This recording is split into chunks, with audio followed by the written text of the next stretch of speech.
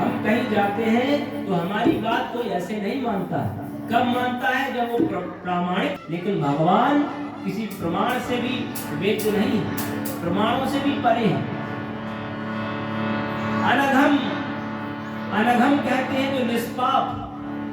जब गीता का भगवान ने उपदेश किया अर्जुन को, तो बार बार उनको अनघ शब्द से पुकारा कि अनघम, हे निष्पाप अर्जुन। वैसे ही भगवान राम जो है अघ, पापों से रहित, निर्वाण शांति प्रदम। निर्वाण कहते हैं मोक्ष को। मोक्ष मतलब आज के समय में ऐसी लोग आजकल ध्यान कहाँ है? जॉब की हो कि हमारी नौकरी कैसे लगे, और वो भी स्थायी जॉब। यानी जॉब करना अच्छी बात है, लेकिन पूरे जीवन का लक्ष्य जॉब हो जाए तो क्या जीवन हमारा जॉब मतलब गुलामी, नौकरी के लिए हुआ है क्या? तो निर्वाण हमारा जीवन का तो लक्ष्य मोक्ष, बार बार जीवन में आना जाना न पड़े। मोक्ष जो चार पुरुषार्थ, धर्मार्थ काम मोक्ष, जो चार प्रकार के पुरुषार्थ हैं, व्यक्ति हर कोई चाहता है कि हम धर्म करें, लेकिन उसके लिए अर्थ करना पड़ेगा, पैसा। पैसा चाहिए तब तो अच्छे काम कर पाएगा। तो धर्म अर्थ काम, अपनी इच्छाओं को सभी पूरा करना चाहते हैं। तो कामनाएं हैं लोगों के मन में, और मोक्ष, मोक्ष के बारे में तो भूल ही गए। क्यों? क्योंकि महापुरुषों का, सत्संगों का हमने सुनना ही बंद कर दिया।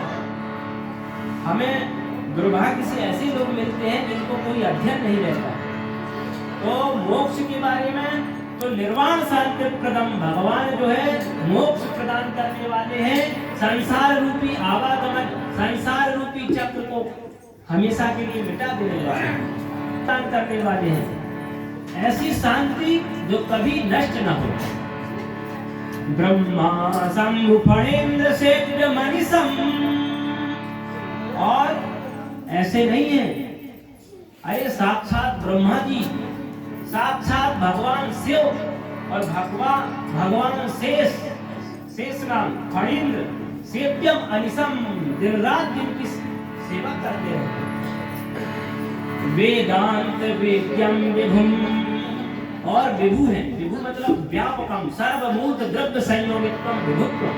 दर्शन शास्त्र में इसकी बड़ी सुंदर परिभाषा आई है कि जो जितने मूर्त द्रव्य हैं, तो दर्शन, भारत देश जो है दर्शन के ही आधार पर जाना जाता है। आजकल कथाओं से भी दर्शन गायब हो गया है। तो दर्शन मतलब उस देश की उत्कृष्ट विचारधारा। अरे हमारे देश की सबसे श्रेष्ठ विचारधारा है, इसलिए दुनिया में श्रेष्ठ माना जाता है। और ये यहाँ बड़े बड़े पैसे वाले हैं, या कोई बहुत बलवान है, बहुत ये है, तो बलवान का भी चल सकता है। महाराणा प्रताप इत्यादि हुए, तो हमारे देश में हुए। कभी विदेश से खबर आई कि यहाँ भी एक महाराणा प्रताप थे, उनका भी बाला था। यहाँ भी वीर शिवाजी हुए, विदेशों से कोई खबर आई कि जिनकी जो तलवार हमेशा धर्म के लिए चलती थी। तो इस तरह जो है हमारे देश में ही, जैसे ये बात निश्चित है कि पूरब में ही सूर्य निकलता है, वैसे ही ये निश्चित है कि वीरों का, विद्वानों का जो उद्गम स्थल भारत भूमि। तो वेदांत वेद्यम विभुम, तो विभु है, व्यापक है, आकाश की तरह सब जगह फैले हुए हैं।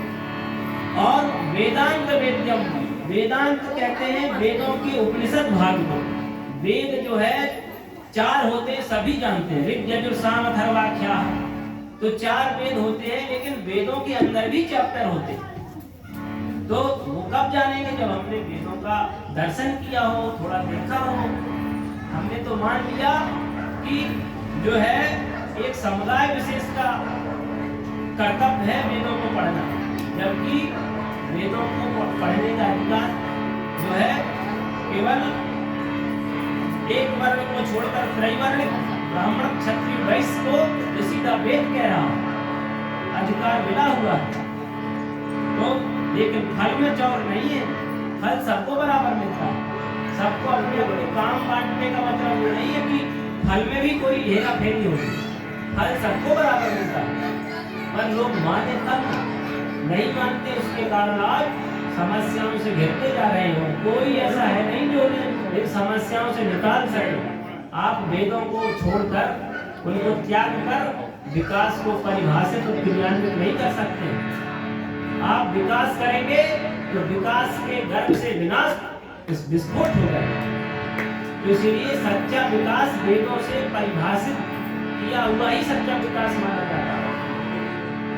तो वेदांत विद्यम, तो वेद के जो 4 चैप्टर है, संहिता, आरण्यक, उपनिषद, संहिता और आरण्यक और जो है उपनिषद, 4 भाग हैं। संहिता जो जिनमें मंत्र सीधे पड़े रहते हैं, आरण्यक होते हैं उनमें जो अरण्य में जाके जंगल में जाके पढ़े जाते हैं। उपनिषद ज्ञान भाग को कहते हैं। वेदों में जो सर्वश्रेष्ठ जो ज्ञान परक मंत्र हैं उनमें वेदांत, उनको वेदांत नाम से जाना जाता है। उनके द्वारा भगवान जाने जाते हैं। और कैसे हैं भगवान राम?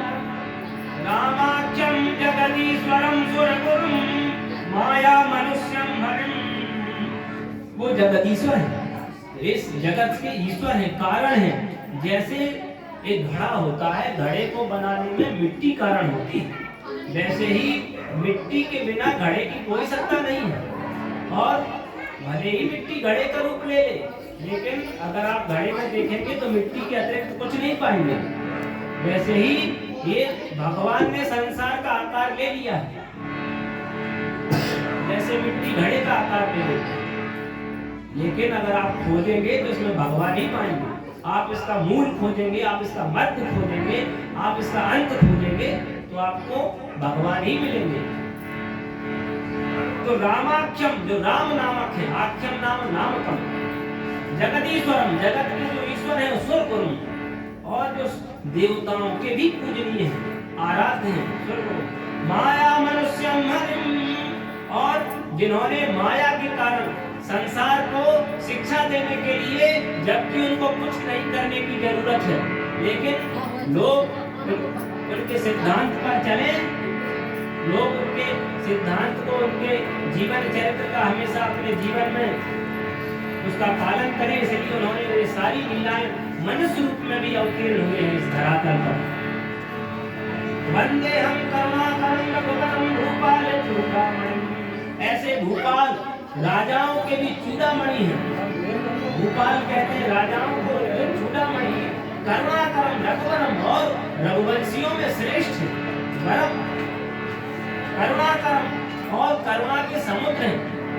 कोई भगवान को भज के तो देखे, भगवान की जो है भगवान नाम संकीर्तन को करके तो देखे, तो भगवान उसकी सदैव रक्षा करते हैं। ऐसे तो ये हमने सामान्य रूप से इसके प्रथम श्लोक के अर्थ को जाना। वैसे तो बहुत इस पर ही बोला जा सकता है घंटों, लेकिन इस पर कोई व्याख्या करता नहीं, इसलिए हमने थोड़ा सा प्रकार डाला।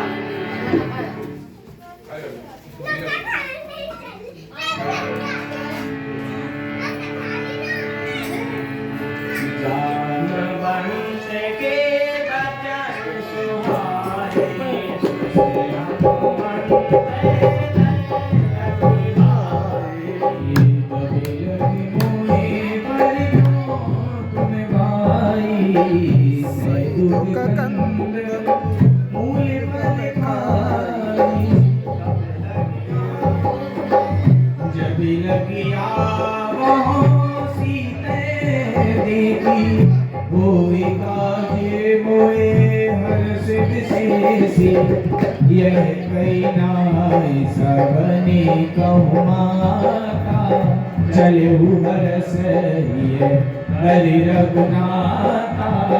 सिंधु तीरथ भूधर सुंदर, कौतुक टूटी चढ़ऊ काऊपर।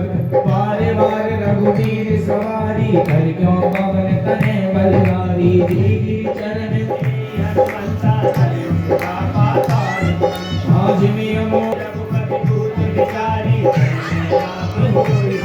ओ हनुमान की कर सागर पुन कीन प्रणाम।